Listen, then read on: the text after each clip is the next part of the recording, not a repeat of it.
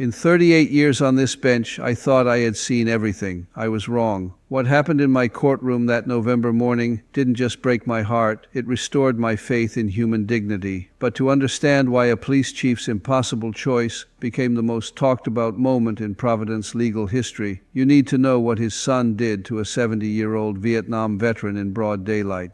Picture this, a cold Tuesday morning, November 15th. I'm reviewing what appears to be a routine assault case. The defendant is 32-year-old Derek Cole, son of Police Chief Thomas Cole, a man I've known and respected for 15 years. The victim, Robert Martinez, a decorated Marine who survived 3 tours in Vietnam, only to be attacked in a Providence park by someone young enough to be his grandson. But here's what nobody in that packed courtroom knew yet. Chief Cole was sitting in the back row, wearing civilian clothes, his badge tucked away. He hadn't told his son he was coming, and the reason he was there would shock everyone, including me.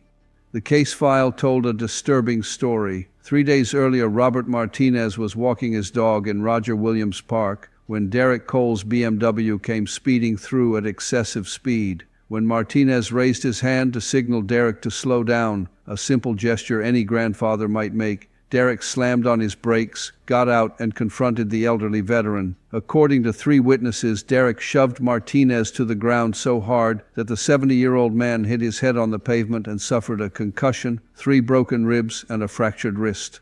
When bystanders tried to intervene, Derek allegedly said something that made my blood boil. "Do you know who I am? My father is the police chief. Call the cops, I dare you."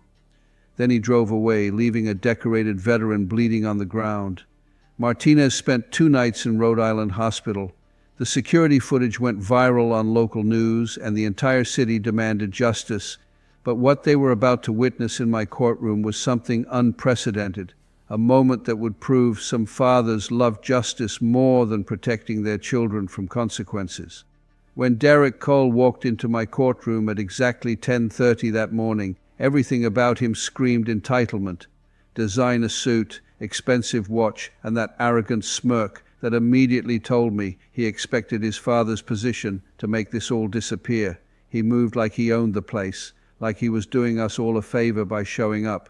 Behind him walked Marcus Richardson, one of Providence's most expensive defense attorneys, the kind who specializes in making wealthy clients' problems vanish. But what caught my attention wasn't Derek's expensive legal representation. It was how he passed by Robert Martinez, who sat in the gallery wearing his Vietnam veteran cap and supporting his broken wrist in a cast. Derek didn't even glance at him. No acknowledgement, no remorse, nothing. That's when I knew this young man needed to learn a lesson that money couldn't teach. "Mr. Cole," I began, standing up from my bench, something I do when I sense a case requires more than legal formality. "You're charged with assault and battery on an elderly person, specifically on Mr. Martinez, a 70-year-old Vietnam veteran. How do you plead?" His attorney jumped up quickly. "Your Honor, my client pleads not guilty. We believe this is a case of mistaken identity." I held up my hand. "Counselor, I asked your client, not you. Mr. Cole, do you have a voice?" Derek stood up, adjusted his suit jacket, and looked directly at me with that same arrogant smirk. "Not guilty, Your Honor. This whole thing is ridiculous." Ridiculous. The word hung in the air like a slap to every person in that courtroom who understood the gravity of what he'd done. I slowly removed my glasses, my signature move when someone is about to receive a reality check. "Ridiculous, Mr. Cole? I've reviewed the security footage.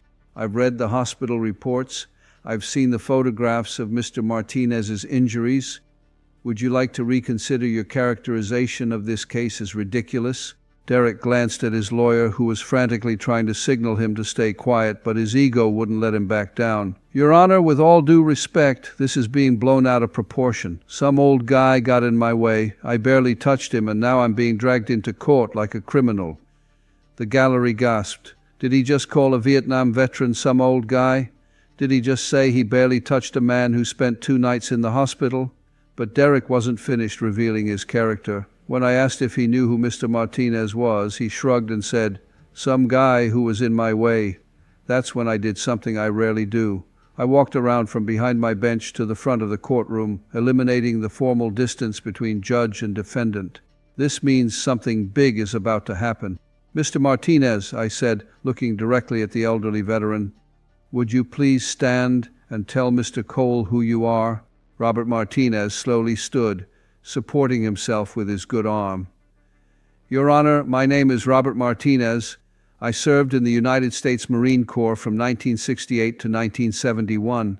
I did 2 tours in Vietnam. I was awarded the Purple Heart and the Bronze Star for valor. I'm a retired Providence firefighter. I've lived in this city for 50 years, and 3 days ago, this man assaulted me for no reason other than I asked him to slow down in a public park." The courtroom fell absolutely silent. Here was a man who had risked his life for his country, who had spent 30 years running into burning buildings to save people, and Derek Cole had called him some old guy who got in my way. I turned back to Derek. "Mr. Cole, do you understand what you just heard? You assaulted a decorated combat veteran, a man who risked his life for this country, a man who spent 30 years saving lives, and you called him some old guy who got in your way." Derek's smirk was starting to fade, but his arrogance remained intact. "Your Honor, I didn't know he was a veteran. How was I supposed to know?" My response was immediate and devastating. "Mr. Cole, it shouldn't matter if he's a veteran or not. Assault is assault. But the fact that you think it would only matter if you knew his service record tells me everything I need to know about your character." That's when I decided to show the entire courtroom exactly what had happened. I signaled to the court clerk to play the security camera footage. Everyone watched in silence as the video showed Derek's BMW speeding through the park, nearly hitting Martinez, the veteran raising his hand in a simple gesture to slow down, Derek slamming on his brakes, getting out of his car, and violently shoving the 70-year-old man to the ground. The footage was damning, clear, undeniable, and Derek's actions afterward, standing over Martinez, pointing at him while shouting, then casually getting back in his car and driving away, showed a level of callousness that shocked even me. "Still think this is ridiculous, Mr. Cole?" I asked after the video ended. Derek's face had gone pale, but his toxic combination of privilege and arrogance still wouldn't let him accept full responsibility. "Your Honor, I was having a bad day.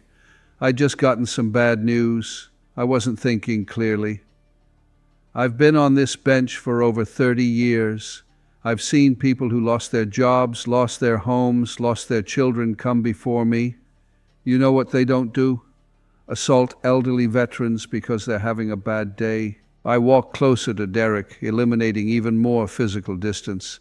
"Let me tell you what I think happened, Mr. Cole. I think you've spent your entire life believing you're special. I think your father's position as police chief has shielded you from consequences. I think you've never been held accountable for your actions, and I think you walked into my courtroom today expecting that pattern to continue." Derek tried to interrupt, but I held up my hand. "I'm not finished. You see, Mr. Cole, I've dealt with people like you before, people who think their last name, their father's position, their family's money makes them untouchable. But here's what you're about to learn. In my courtroom, none of that matters. What matters is the law. What matters is justice. What matters is treating every human being with dignity and respect." And that's when something happened that nobody saw coming. Something that would make this case legendary in Providence legal history. I paused, looked toward the back of the courtroom, and said something that made Derek's blood run cold. "Chief Cole, would you please come forward?" The entire courtroom turned around. There, sitting in the back row, was Police Chief Thomas Cole. He'd been there the whole time. He heard everything his son said. He watched his son show no remorse, display no respect, demonstrate no understanding of what he'd done. Derek spun around, and for the first time since entering the courtroom, his arrogance completely shattered. "Dad, what are you doing here?" Chief Cole walked down the center aisle, each step heavy with the weight of 35 years in law enforcement. He was in his late 50s, gray at the temples, wearing a simple button-down shirt and slacks. No uniform, no badge, just a father watching his son destroy everything he'd taught him. I addressed the chief with genuine respect. "Chief Cole, thank you for being here. I know this must be incredibly difficult. Chief Cole stood at attention, his police training evident in his posture. Your Honor, I appreciate you allowing me to be present. Derek was panicking now. His lawyer looked confused. The gallery was on the edge of their seats. What was happening? Chief, I continued, your son seems to believe that your position will protect him from the consequences of his actions. He's implied multiple times that because you run law enforcement in this city, he's somehow above accountability. I'd like to give you an opportunity to address that belief. This was the moment. A father had to choose between protecting his son and upholding the principles he dedicated his life to. Chief Cole took a deep breath. When he spoke, his voice was steady but filled with emotion. Your Honor, my son is wrong. He has always been wrong about that. I've spent 35 years serving this city. I've arrested drug dealers, murderers, corrupt officials. I put my life on the line to protect the innocent and uphold the law. And not once, not one single time have I ever believed that my badge gave me or my family the right to break those same laws. Derek tried to speak. Dad, The chief held up his hand, and the authority in that gesture silenced his son immediately. Derek, be quiet. You've said enough. He turned back to me. Your Honor, I watched the security footage the day after the incident. I saw what my son did to Mr. Martinez. I've read the hospital reports. I know exactly what happened.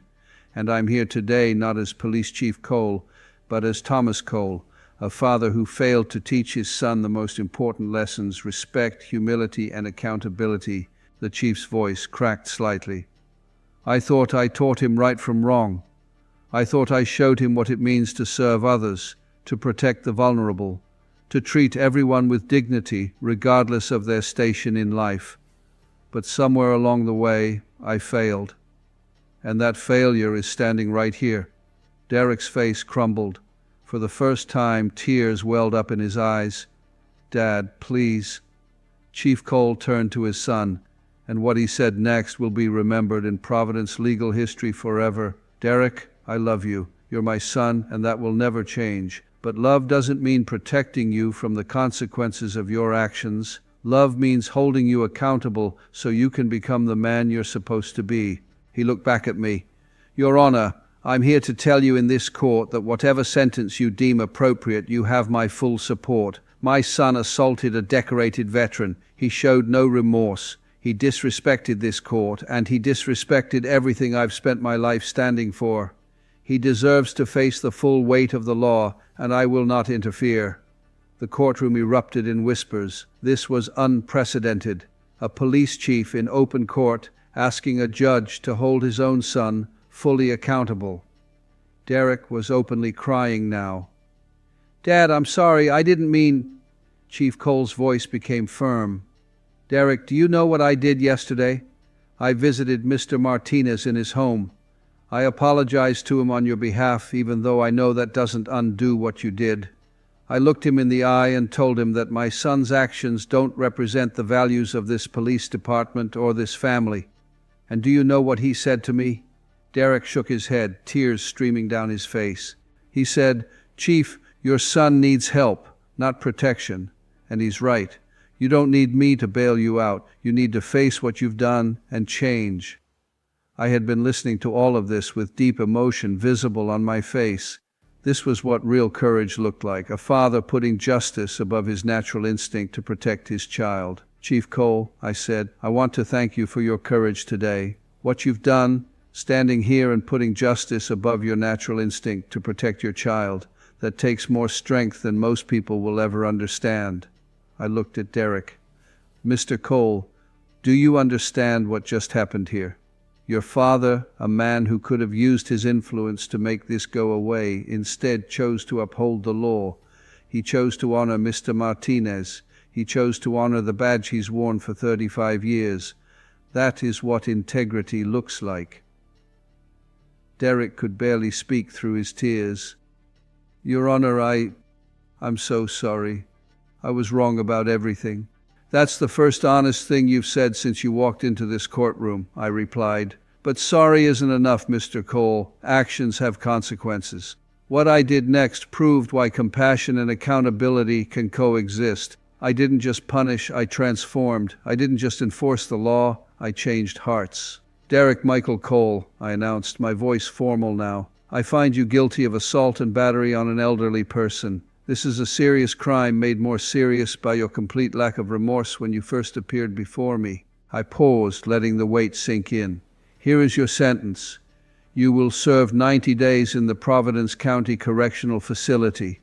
You will complete 200 hours of community service, specifically working with elderly veterans at the VA hospital.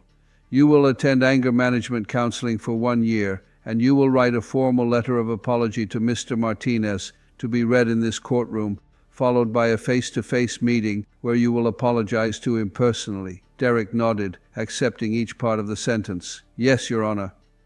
But I'm not finished. You will also create a video apology that will be posted on the Providence Police Department's social media accounts, where you will explain what you did, why it was wrong, and what you're doing to make amends. Your father has agreed to this because sunshine is the best disinfectant for arrogance. Furthermore, I continued, after you complete your sentence, you will speak to Providence Police Academy recruits about privilege, accountability, and what happens when you believe you're above the law. Your father will arrange this. You will share your story, not to humiliate you, but to prevent other young people from making the same mistakes. The sentence was severe but purposeful, every element designed not just to punish, but to transform. Chief Cole spoke up. Your Honor, I want to add something, if I may. Derek will also be moving out of my house. He's 32 years old. He's been living under my roof, under my protection, under my name. That ends today. He needs to learn to stand on his own, support himself, and understand that privilege is earned, not inherited. Derek looked at his father with devastation. Dad, it's time, son, the chief said, his voice breaking. It's time for you to grow up. I turned to Robert Martinez. Mr. Martinez, do you have anything you'd like to say? The 70-year-old veteran stood slowly, supported by his good arm. Your Honor, I don't want revenge. I just want this young man to understand that every person he meets deserves respect. Age, rank, position, none of that matters. We're all human beings trying to live our lives with dignity. If he learns that lesson, then this whole experience will have been worth it. The grace in those words silenced the entire courtroom. Here was a man who was assaulted, hospitalized, and disrespected, offering forgiveness and wisdom instead of anger. I addressed Derek one final time. Mr. Cole, you heard Mr. Martinez. A man you assaulted is showing you more grace than you deserve. I suggest you spend your time in custody thinking about that, thinking about the kind of man you want to be, thinking about whether you want to continue being the person who walked into this courtroom today, or if you want to become someone your father can be proud of. Court is adjourned. The gavel came down. As officers approached to take Derek into custody, Chief Cole walked over to his son. They stood face to face for a long moment. Then the chief did something that broke everyone's heart. He hugged his son tightly. I love you, the chief whispered loud enough for nearby people to hear. But I love you enough to let you face this. You'll get through it, and when you do, you'll be better. You'll be the man I know you can be. Derek sobbed into his father's shoulder. I'm sorry, Dad. I'm so sorry. I know, son. Now prove it. The officers led Derek away. Chief Cole stood there, watching his son disappear through the courtroom doors, tears streaming down his face. This is what real love looks like, not protection from consequences, but support through them. I approached Chief Cole and extended my hand. The two men shook, a moment of mutual respect between two men who've dedicated their lives to service. You did the right thing, I said quietly. Chief Cole nodded. Doesn't make it hurt any less. No, I agreed, but it makes it worth it. 6 months later, Derek Cole walked out of the Providence County Correctional Facility a different man. He had lost weight, gained humility, and found purpose. His 200 hours at the VA hospital had turned into volunteer work that continued long after his sentence was complete. He apologized to Robert Martinez in a meeting that both men described as healing. Martinez became a mentor to Derek, teaching him about service, sacrifice, and the true meaning of strength. Derek's video apology went